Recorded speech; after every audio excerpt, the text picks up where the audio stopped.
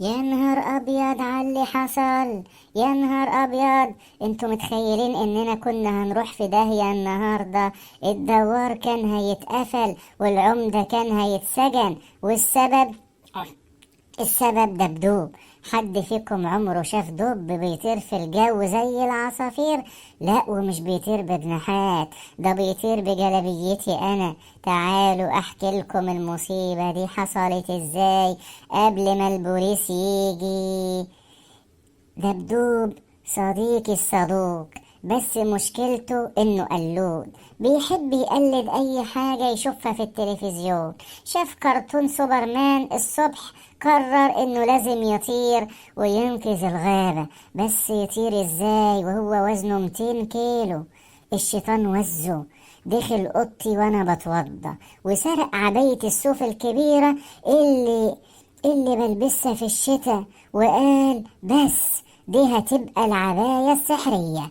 وطلع فوق سطح الدوار العالي، والهوا كان شديد النهاردة زعابيب، وربط العباية في رقبته وقال أنا دبدوب الطائر، هش، ونط من فوق السطح.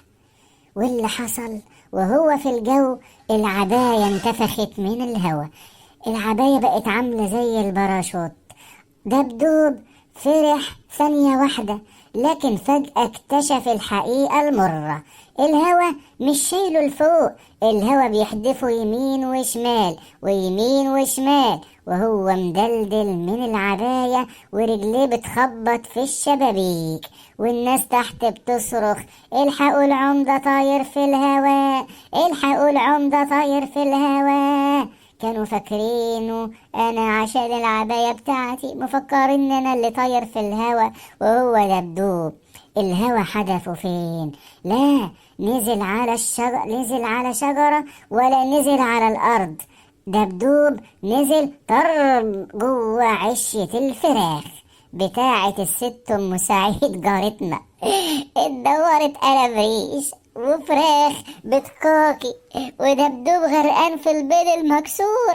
وانا جيت اجري لقيته قاعد بيعيط، والفرخة واقفة فوق راسه بتنقره. الفرخة بتنقر في راس دبدوب. غسلنا دبدوب ورضينا الست ام سعيد، بس قعدت مع دبدوب وقلت له السر اللي هقوله ليكم دلوقتي يا حبايبي. يا دبدوب، ربنا خلق لكل واحد ميزة. الطير بيطير بجناحه، والدب بيمشي بقوته على الارض. لما تقلد غيرك في حاجة مش بتاعتك هتقع وتتكسر رقبتك وتكسر بيض الناس. ارضى باللي ربنا قسمهولك، هتكون اقوى واحد في الدنيا.